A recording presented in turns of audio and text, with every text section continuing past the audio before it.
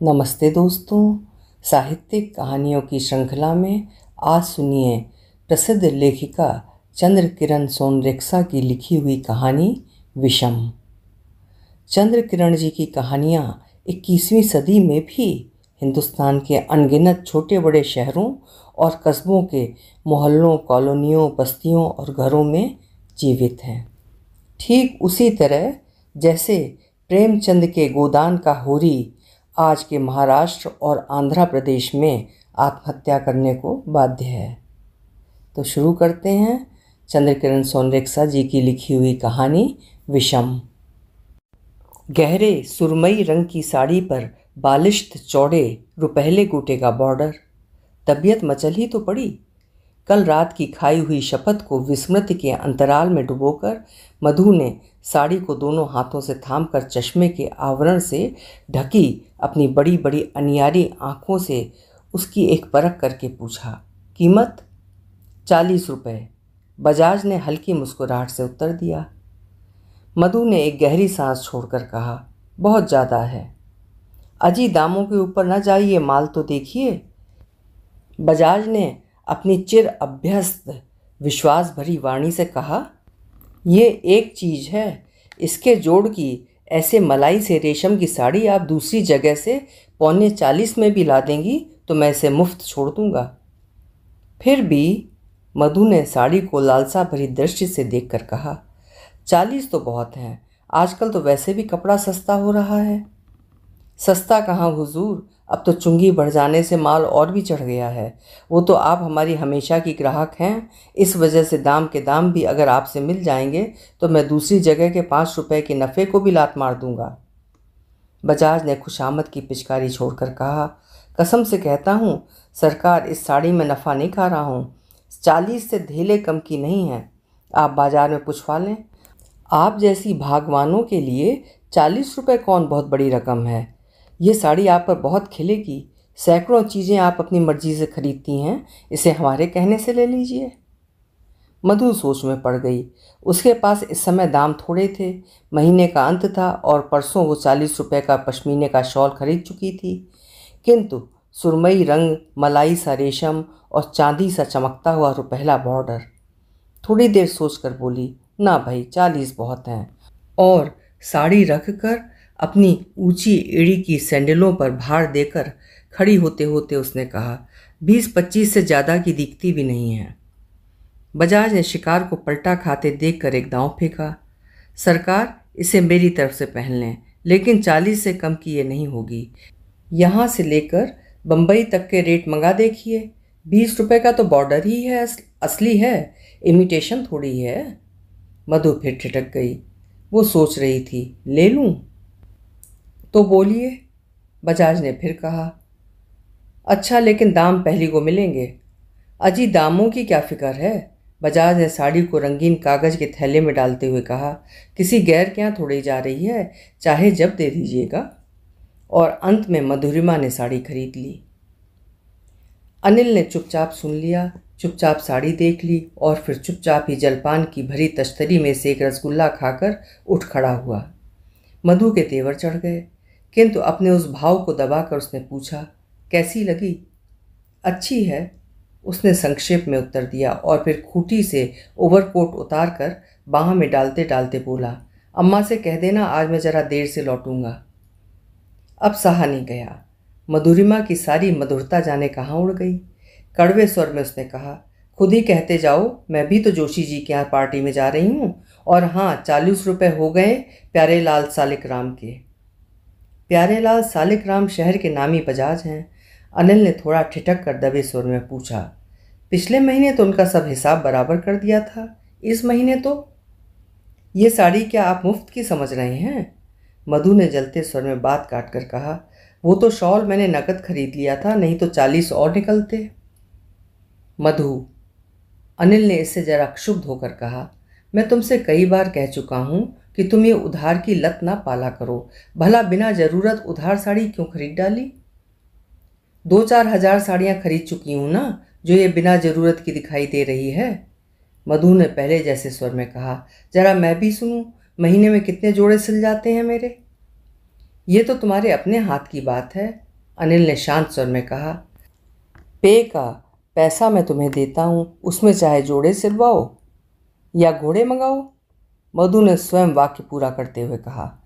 300 रुपल्ली सौंप कर घर का सारा भार सिर पर लाद दिया है, सो बड़ा एहसान किया है। और स्वयं जो 50 रुपये नाहक की शोहदेबाजी में खर्च कर देते हो, उसका कुछ गिला नहीं। मैं तो बाज आई, तुम अपना घर और उसका खर्च संभालो। 300 रुपल्ली? अनिल को थोड़ा क्रोध आया, दुख भी लगा, किंतु मधु का स्वभाव वो जानता है कि उसकी किसी बात को टोक देने से वो ऐसे ही बिगड़ती है। सो उसके चलने के उपक्रम को रोकते हुए कहा, इसमें थोड़ी सी भूल तुम्हारी भी है मधु कि तुमने बीए तक पढ़ा है और पहले से जानती थी कि मैं सिर्फ 300 रुपल्ली पाता हूँ और 50 रुपये नाहक उड़ा देता हूँ। और फिर वो खटखट करता सीढ़ियाँ उतर गया। मधुरिमा में आधुनिक समय की खूबियाँ हैं। वो सुंदरी है, बिल्कुल आजकल की अप टू डेट सुंदरी, लंबी पतली, गोरी नाजुक सी। उसका स्वर मीठा, जब गाती है तो लगता है मानो कोयल कूक रही है। वो शिक्षित भी है, इलाहाबाद यूनिवर्सिटी की बीए। अच्छे भाषण लिख भी देती है और प्लेटफॉर्म पर खड़े होकर प्रभावशाली स्वर में व्याख्यान भी दे लेती है। अपनी इसी भाषणशीलता के बल पर उसने अनिल सा वर प्राप्त कर लिया है। अनिल रतनपुर के 10 आना मालिक श्री विपिन बिहारी का एकमात्र पुत्र है। काफ़ी जमींदारी और संपत्ति का अधिकारी है वो, और स्वयं भी बनारस यूनिवर्सिटी से एमए करके अब वहीं के आर्ट कॉलेज में प्रोफेसर है। विपिन बिहारी अपने समय के प्रसिद्ध कांग्रेस कर्मी थे। अनिल में उनके सभी गुण उनसे अधिक मात्रा में विद्यमान हैं। पिता की मृत्यु के बाद से अब तक उसने पिता की अर्जित संपत्ति का एक पैसा भी अपने खर्च में नहीं लिया। जमींदारी की सारी आय और शहर के मकानों बंगलों का किराया वो ग्राम सुधार और ऐसे ही कामों में खपा देता है। स्वयं उसका निजी व्यय तो इतना थोड़ा है कि 2 वर्ष की प्रोफेसरी के बाद उसने 2-2.5 हजार नकद बैंक में डाल दिए थे। किंतु मधुरिमा के साथ ब्याह करने पर अब इन 5-6 वर्षों में जो कुछ बचत थी वो रकम भी समाप्त प्राय थी। ब्याह होने की अभी कुछ वैसी इच्छा या संभावना तो नहीं थी उसकी, किंतु न जाने किस घड़ी वो बिहार के भूकंप पीड़ित सहायक दल के साथ चंदे की अपील के लिए प्रयाग गया था कि उसी साल उसका ब्याह भी हो गया। मधु के पिता और स्वयं मधु भी अनिल की उस सौम्य खद्दर धारणी मूर्ति पर, उसकी सरलता और कार्यशीलता पर इतने मुग्ध हुए कि वो क्षणिक परिचय विवाह के मधुर क्षणों में परिवर्तित हो गया। किंतु ब्याह का साल बीतते न बीतते दोनों को अपनी भूल मालूम हो गई। अनिल जो समझता था कि मधु उसकी सहयोगी होकर अपनी इच्छा से न सही, अपने उस उमड़ते प्रेम की खातिर ही सही उसके पथ का अनुसरण करेगी, सो न हुआ। वो भाषण दे सकती थी, सभा समाज के वार्षिकोत्सव के समय 2-4 घंटे खद्दर की साड़ी पहनकर, हारमोनियम पर वंदे मातरम गा सकती थी, जुलूस के साथ 2-4 मील का चक्कर भी लगा सकती थी, किंतु हर समय मोटा पहनकर धूप वर्षा में गांव-गांव घूमकर स्वदेशी प्रचार नहीं कर सकती थी।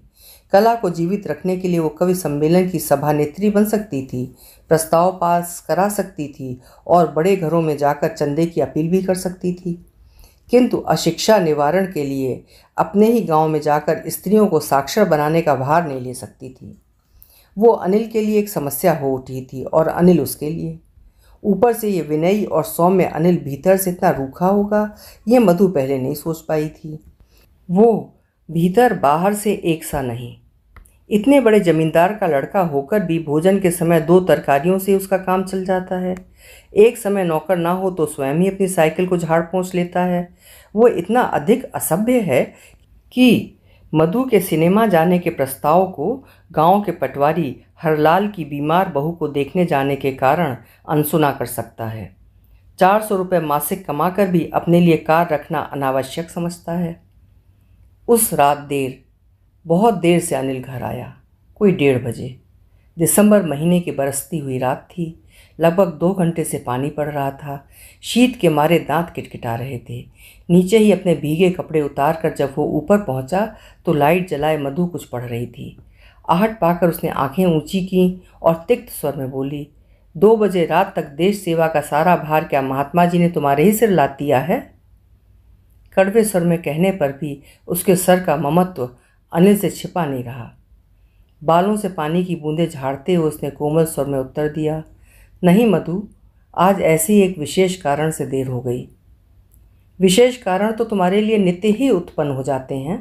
परसों मनुआ धोबी की बहू को देखने रामपुर गए थे, कल लखनपुर के नाइट स्कूल की ड्यूटी थी और आज शायद कलुआ भंगी के बीमार पड़ जाने से उसकी ड्यूटी भुगताने गए होगे। मधु के रोज से अनिल को थोड़ी हंसी आई, किंतु उसके स्वर में जो उपेक्षा भरी पड़ी थी उससे वो व्यथित हो उठा।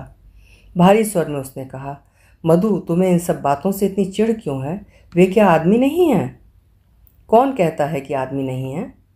किंतु इन छोटे लोगों के लिए अपने अमूल्य स्वास्थ्य और समय को बर्बाद करने में कौन अक्लमंदी है? जो जिस स्थिति में है उसे वहीं सुख है। इन धोबी चमारों को तो जन्म से वो सब भुगतने का अभ्यास पड़ा हुआ है।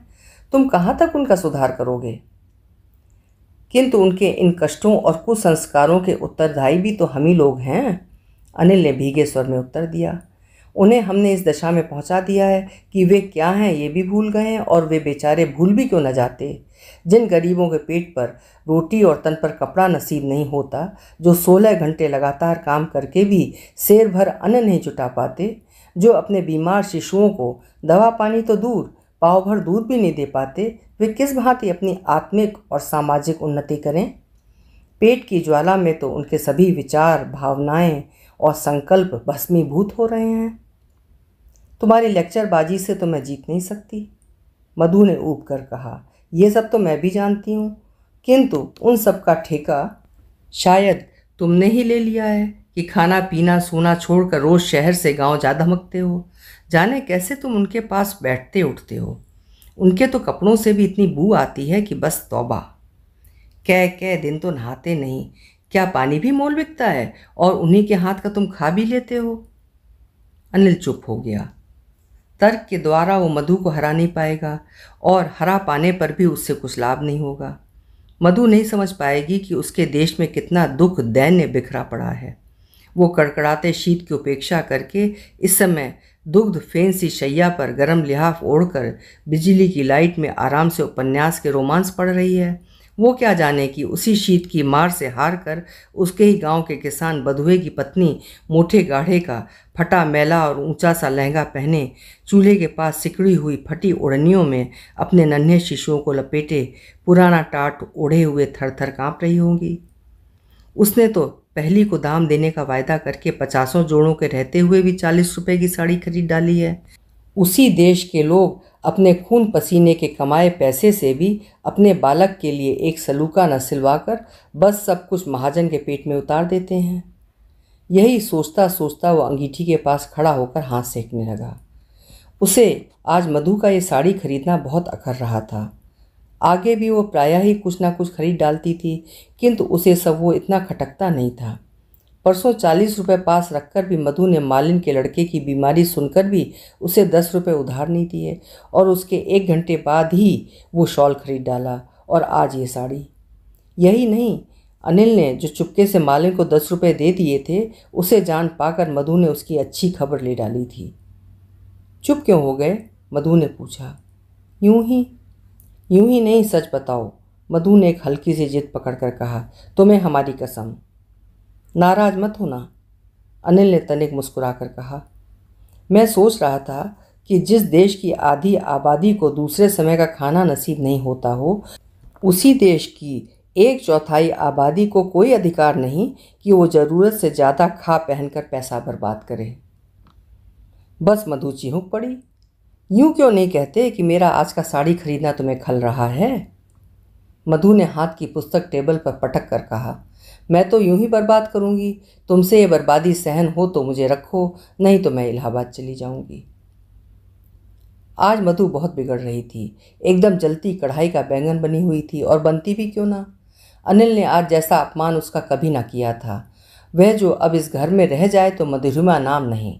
उसने एक झटके से बगस का पल्ला उठाया और उसमें से कपड़े निकालकर फर्श पर फेंकने लगी। सारे कमरे में साड़ियों, ब्लाउजों, पेटीकोटों और अंडरवियरों का ढेर लग गया। बहू जी, मिसरानी ने जीभ दाबकर जल्दी से पुकारा। बीबी जी, माँ जी खाना खाने को बुला रही हैं। मधु ने उत्तर नहीं दिया, कपड़ों की छटाई में लगी रही। मिसरानी ने धीरे से झांका। मधु की रुद्र मूर्ति देखते उसका देवता कूच कर गए। थोड़ी देर में साहस करके फिर पुकारा, बीबी जी, माँ जी खाना। माँ जी से कहिए मैं इसी ट्रेन से इलाहाबाद जा रही हूँ, टाइम थोड़ा रह गया है, खाना नहीं खाऊंगी। मधु ने उसे बीच में रोककर धधकते हुए स्वर में उत्तर दिया और फिर अलमारी में से पुस्तकें निकालने लगी। मिसरानी तुरंत नीचे भागी। बाप रे, आज बाबू ने बहुत रिसा दिया है उन्हें, आज बिना गए न मानेगी। मधु ने अपनी पुस्तकें छाँट कर एक सूटकेस में भर लीं। वो अनिल की कोई वस्तु, फाउंटेन पेन तक न लेगी। इन्होंने समझा क्या है? क्या ये समझते हैं कि मैं अनपढ़ हिंदू लड़कियों की भांति इनकी जूतियां खाकर भी यहीं पड़ी रहूंगी? बड़े देशभक्त बनते हैं। जिन्हें अपनी स्त्री की कदर करना नहीं आया, वही नारी जाति के उद्धार के लिए जाल में फंसी मछली की भांति छटपटाते हैं। वाह रे इनकी अकल! क्या हो रहा है? हठात अनिल ने प्रवेश करके पूछा। वो अभी अभी बाहर से लौटा था। नीचे अम्मा से सब सुनकर बिना कपड़े उतारे ही ऊपर आ गया। सवेरे की बात से मधु इतना चिटक जाएगी, उस समय उसने ये सब नहीं सोचा था। मधु बोली नहीं, चुपचाप अपने काम में लगी रही। अनिल ने पास जाकर उसके कंधे पर हाथ रखकर कहा, कहाँ की तैयारी कर दी? आपको मतलब? मधु ने इस बार उत्तर दिया, देख लीजिए आपकी कोई चीज़ मैंने रख तो नहीं ली। अनिल इस बार दुखी होकर बोला, मधु मुझे तुम्हारी यही बात तो पसंद नहीं। सिद्धांतों के मतभेद को तुम ये रूप क्यों दे डालती हो? मतभेद की बात नहीं, जब मैं देख रही हूँ कि मेरे कारण आपकी महत उद्देश्यों को हानि पहुँचती है, तो फिर नाहक की ये खींचातानी। आप जिसे आवश्यक समझते हैं, मेरी दृष्टि में वो सब पागलपन है। मैं जिसे महत्वपूर्ण समझती हूँ, वो आपकी नज़रों में कुछ नहीं है। अनिल चुप होकर सोचने लगा। उसका और मधु का स्वभाव नहीं मिलता, दिनों दिन अंतर बढ़ता ही जाता है। किंतु इसमें सारा दोष उसी का नहीं है। वो जन्म से जिस वातावरण में पली है, जिस भांति रहती आई है, उसे एकदम मेरी इच्छा से कैसे त्याग दे। उसने मधु को दोनों हाथ थाम कर कहा, अच्छा मधु, जाने दो, इस बार तुम्हारी ही बात रही। ईंटों का भट्टा न बनवाकर वे रुपए संगीत भवन के निर्माण के लिए ही रिजर्व रहें। जी नहीं, मधु ने व्यंग से कहा, आप अपनी दया अपने तक ही रखिए। अपने महान उद्देश्य को छोड़कर इस व्यर्थ के विषय में 4-5 हजार रुपया फूंक देना आप जैसे। मैंने उसे व्यर्थ का विषय कभी नहीं कहा मधु। अनिल ने कहा, मेरा कहना तो केवल इतना ही था कि भट्टा बन जाता तो बहुत से गरीबों को रोजी लग जाती। जाने तो भट्टा अगले साल लगवा देंगे। बड़ी बमुश्किल मधुरमा का उस दिन प्रयाग जाना रुक पाया, किंतु अनिल नहीं रुक सका। भट्टा वो इसी साल लगवाएगा, कैसे ना लगवाए। शहर की घुड़सवार मिलिट्री में इसी वर्ष ट्रक आ गए हैं। 50 घसियारे और साइज बेकार हो गए। वो बहुत कुछ नहीं कर सकता, किंतु जितना भी कर सकता है उतना भी कैसे ना करे। मधु की इच्छा से उसने 4,000 का चंदा वहाँ के स्थानीय संगीत भवन के निर्माणार्थ दे दिया। किंतु संगीत कला के उस पुनरुद्धार की अपेक्षा उसे अपने उन निर्धन देशवासियों के जीवनोद्धार की विशेष चिंता थी। उसने अपना 12 नंबर वाला बंगला बेचकर भट्टा लगवाने का विचार कर डाला। रुपए और पास नहीं थे और ऋण लेना वो महापाप समझता था। बहुत छिपाकर मधु से चोरी छिपे उसने बंगले का सौदा कर डाला। मधु को यदि पहले से इसका पता लग जाए तो पृथ्वी आकाश एक कर दे। पीछे तो वो उसे मना ही लेगा किसी न किसी भांति, और बंगला बिक गया। पूरे 7 दिन बाद मधुरिमा अनिल से बोली, बंगला बेच देने की ही ये सारी नाराज़गी थी। आखिर इस बेवकूफ़ी का भी कोई ठिकाना है कि अचानक बंगला बेच दिया जाए। एक व्यर्थ के काम के लिए कई हजार का नुकसान कर डाला। खैर, अब तो जो हो गया वो लौट नहीं सकता, किंतु उसने भी इस बार अपने मन की कर डाली। बंगले के मिले हुए 12,000 का आधा अनिल से वसूल करके कार खरीद ली। इन्हें जरा भी पोजीशन का ख्याल नहीं, साइकिल पर फुदकते फिरते हैं। अनिल ने रुपए देने के बाद एक बार कहा, मधु 30 रुपये मासिक का एक व्यर्थ का खर्च लग जाएगा। मधु को रुपए मिल चुके थे। उसने जरा हंसकर कहा, खाने का खर्च भी तो बिल्कुल फिजूल सा है, उसे इतना क्यों बढ़ाए हुए हो? जौ की रोटी खाकर भी तो गुजारा हो सकता है। अनिल उत्तर देता देता चुप हो गया। बात बढ़ जाती फिर। भट्टे का काम जोर पर था। कॉलेज टाइम को छोड़कर अनिल का अधिकांश समय मधुपुर में ही बीतता था। अपने गांव का नाम मधुरमा के नाम पर उसने बदलकर मधुपुर कर दिया था। छुट्टी के दिन दिन भर उसे वहीं बीत जाता। घर आने पर प्रायः ही उसे मधु की 2-4 कड़वी मीठी बातें सुननी पड़ती थीं, किंतु वो अभ्यस्त सा हो गया था इन बातों का। अफसोस तो उसे था कि हम दोनों दो, पर अफसोस से क्या होता है, जैसे चलता है चलने दो। और मधु, उसने भी यही सोच लिया था कि इन्हें कभी ये तमीज़ नहीं आएगी कि जीवन में केवल इन असियारों घसियारों की चिंता ही नहीं रखनी चाहिए। मोटा खा पहनकर गली गली गांव गांव ऐसे फिरने में ही जीवन की सार्थकता नहीं है। उस दिन रविवार था। अनिल अंधेरे ही उठकर बाहर जाने की तैयारी करने लगा तो मधु ने कहा, रात को नींद भी नहीं आई क्या? सच ही मधु, आज रात सो ना सका। अनिल ने मधु के व्यंग को उड़ाकर भरे हुए स्वर में कहा, इस भट्टे को खोलकर मानो मैंने एक सत्य का दर्शन किया है। उफ, पेट की मार से हारे हुए कैसे कैसे अशक्त वृद्ध, आसन प्रसवा नारियां और दुधमुहे बालक उस 6 आने रोज की मजदूरी पर टूटते हैं कि उनकी दशा देखकर हृदय सिहर उठता है। मधु ने बीच ही में रोककर कृत्रिम सहानुभूति से कहा, बेचारे, क्या बताएं, हमारे देश की स्थिति तो दिनों दिन चिंताजनक होती जा रही है। और फिर बात फेर कर बोली, तो क्या इरादे हैं, चलोगे या नहीं? चला चलूँगा, अनिल ने धीरे से कहा, लेकिन मुझसे वहाँ का सदस्य बनने को मत कहो। क्यों? मधु ने कुछ अप्रसन्न होकर कहा, जब अच्छा गा सकते हो और इसमें तुम्हारी रुचि भी है, तब क्या घंटा भर वहाँ के लिए नहीं दे सकते? दे सकता हूँ, अनिल ने रुककर कहा, किंतु मुझसे कुछ भी सीखा ना जाएगा, ये निश्चित है। सीख भी कैसे सकते हो? माइंड में तो दिन रात ईंटों का भट्टा, नाइट स्कूल, अछूतोद्धार सभा घूमती रहती है। वहाँ भला ध्रुपद और भैरवी कैसे समाएगी? अनिल मुस्कुरा पड़ा, फिर मधु की पीठ ठोंकर बोला, ठीक कह रही हो मधु, मेरे सिर में दिन रात अपना देश और जाति ही घूमते रहते हैं। और फिर वो अपने बैग में अपनी आवश्यक वस्तुएं भरने लगा। थोड़े दिन से उसने होम्योपैथिक चिकित्सा का अध्ययन शुरू किया है और उसका एक बकस मंगाकर गांव में थोड़ी बहुत चिकित्सा भी करता है। मधु ने थोड़ा ठहर कर पूछा, 400 ज़्यादा तो नहीं होंगे? तुम सोच लो, अनिल ने कहा, पर इससे अधिक शायद मैं नहीं कर सकूंगा। मैं अधिक नहीं कम की पूछती हूँ। रहने दो 400 ही। जब भवन निर्माण में 4000 दिए तो स्थायी कोष के लिए 400 अधिक नहीं है? अनिल ने चलने का उपक्रम करके कहा, भाषण तो तुम्हारा बहुत सुंदर लिखा गया है। बहुत दिन से तुम्हारा वंदे मातरम नहीं सुना। आज संगीत भवन में तो गाओगी ना? हाँ, जल्दी लौटना, कहीं मुझे तुम्हारे सहारे भट्टे की सैर ना करनी पड़े। नहीं नहीं। और अनिल सीढ़ियाँ उतर गया। 12 बजे तक प्रतीक्षा करके अंत में मधु ने अकेले ही खाना खा लिया। 3 बजे संगीत सभा के उद्घाटनोत्सव में जाना था। वो जाने की तैयारी करने लगी। पूरे 2 बकस खोल कर भी जब कोई साड़ी पसंद नहीं आई तब वो नीचे उतरी। अम्मा के कमरे में भी उसका एक सूटकेस है, उसमें से उस दिन वाली वही सुरमई साड़ी निकाली। तैयार होने में उसे पूरे 2 घंटे लगे। अनिल का तब भी कहीं पता न था। उसे खींच छूट रही थी अनिल पर कि आज मुझे वो भट्टे तक का चक्कर लगवाए बिना न मानेंगे। उसे भट्टे जाने से न जाने क्यों चिढ़ सी थी। किंतु घड़ी जब 2:45 बजाने की धमकी देने लगी तब 7वीं बार आईने के सामने खड़ी होकर साड़ी के छोर को जरा नीचे गिराकर उसने अपने बालों का झुकाव ठीक किया और फिर रुमाल से मुंह पोंछकर नीचे उतरी। कार तैयार थी और 5 मिनट बीतने जाने पर वो कार में आकर बैठ गई।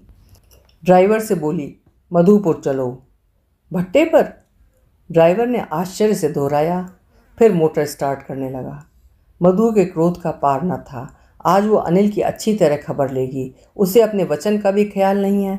वो साधारण सभ्यता भी नहीं जानता है।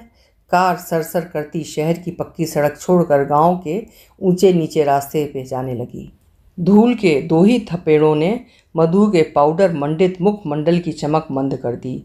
कितना खराब रास्ता है, उसने नाक से रेशमी रुमाल अड़ाकर मन ही मन कहा। जाने कैसे इस ऊबड़ खाबड़ रास्ते से रोज आते जाते हैं। उसने शीशे चढ़ा दिए, फिर भी सामने से हवा तीर की भांति भीतर आ रही थी। उफ, हवा कितनी तेज है, सिर में दर्द हो गया। साइकिल पर नंगे सिर जाने से उनका क्या हाल होता होगा। क्या पागलपन सवार हुआ है। उसे अनिल पर क्रोध आ रहा था। आ गए, ड्राइवर ने कार धीमे करते करते कहा।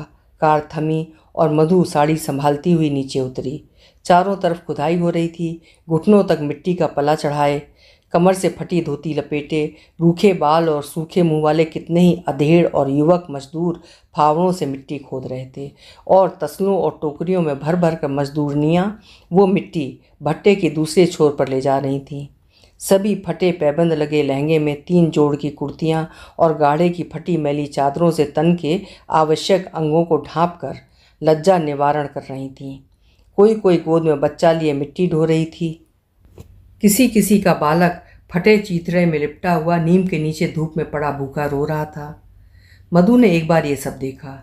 विरक्ति से उसका मन भर उठा, किंतु न जाने कैसी करुणा सी भी लगने लगी, विशेषकर उन अधनंगी चमारियों को देखकर। अपना शॉल अच्छी तरह कंधे से लपेटकर वो एक ओर खड़ी हो गई। खुली हवा से वो इतने कपड़ों के भीतर भी कांप रही थी। बाबू कहाँ हैं? उसने पास की एक मजदूरनी से पूछा।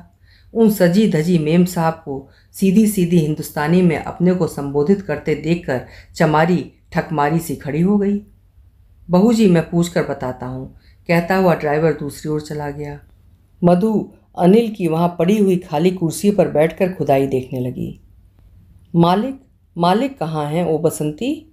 मेट ने जल्दी जल्दी आते हुए कहा। मालिक की कुर्सी पर किन्हीं मेम साहब को बैठे देखकर वो चुप हो गया। मजदूरनी तब भी अपनी टोकरी थामे वहीं खड़ी थी। दूर से कई आवाज़ें सुनाई दीं। मालिक कहाँ गए? क्या हुआ? मधु ने ही संकोच तोड़कर मेट से पूछा। अनिल बाबू को ढूंढते हो? जी, मेट ने सकुचा कर उत्तर दिया। क्यों? जी, कल एक मजदूरनी को मालिक ने काम पर आने से मना कर दिया था, पर आज वो फिर आ गई। कहता कहता वो चुप हो गया। धर्मी होगी, पास खड़ी चमारी ने कहा। दुखिया का मालिक बीमार है, मजूरी पर ना आए तो उसके पेट को चारा कैसे दे? अपना तो ना हो, 2 दिन भूखे काट ले। उसको क्या हुआ? मधु ने फिर पूछा। मेट तब रुक कर बोला। जी, उसके पेट में बच्चा था। अब तब की घड़ी थी, गधी ऐसी हालत में भी चली आई। मधु को सेहरन आ गई। फिर उसने उत्कंठित होकर प्रश्न किया, उसे कुछ हो गया क्या? लड़का हुआ है, पीछे से एक मजदूर ने कहा। बड़ी पतदार लुगाई निकली, बखत के बखत एक टोकरी उठा ले गई है। मधु कांप गई। उफ, ऐसी दशा में भी? कहाँ है वो? उसने घबरा कर पूछा। उधर। मधु ने एक और उंगली करके उठाकर बताया। मधु उधर ही चल पड़ी। भट्टे के पीछे मैदान में पश्चिम ओर एक किनारे नीम के 2 पेड़ हैं, पास पास। दोनों की डालें एक दूसरे के गले मिल रही हैं। वहीं आड़े में 2 चमारियां अपने सिर की ओढ़नी फैलाए नंगे सिर खड़ी पर्दा सा ताने थीं। हवा से उड़ती हुई उन चीथड़ों सी ओढ़नियों में से सिकुड़ी सिकुड़ाई एक नारी मूर्ति दिख पड़ी मधु को। वही धर्मी थी। मधु पास पहुंची। अपनी फटी चादर में नवजात शिशु को लपेटती हुई धर्मी अपनी साथिन से कह रही थी, जमुना, अरे थोड़ी सी पुआल तो बटोर ला। ये सब ढक दूँ, रात को समेट दूंगी। इसको भी अभी ही आना था। कहती कहती अपनी शीत से कांपती देह को संभाल कर शिशु को कलेजे से लगाकर धर्मी वो नव प्रसूता नारी उठने लगी। उठो मत, मधु चिल्ला उठी। अपना शॉल उतार कर उसने उस पर फेंका। ढक लो बच्चे को, सर्दी में मर जाएगा। और फिर बटुए से 10-10 के 2 नोट निकालते हुए बोली, अपने घर जाओ, 10-20 दिन काम पर मत आना। धर्मी की आंखों में आंसू आ गए। सावधानी से शॉल की मिट्टी झाड़ते हुए कहने लगी, राम राम, मैला हो गया। हो जाने दो, मधु ने कहा। तुम बच्चे को ढक लो, ऐसी दशा में आई क्यों थी? रानी जी, इससे अधिक आदर का संबोधन धर्मी के कोश में नहीं निकला। मेरा मालिक बीमार है, घर में तेल की बूंद और नाच का दाना नहीं। वहीं रह जाती तो कौन सुख के झूले झूलती। यहाँ आधे दिन की मजूरी के 3 आने की आस तो थी। उस दिन मधु संगीत समाज के उत्सव में नहीं गई। चंदा भी रोक लिया। कार बेचकर उसने मधुपुर में एक छोटा सा अस्पताल खोलने का निश्चय किया। कुछ उसके पिता इलाहाबाद से भेजेंगे। 2000 अनिल ने देने को कहे हैं। कमी पड़ेगी तो वो अपना एकाध जेवर बेच देगी।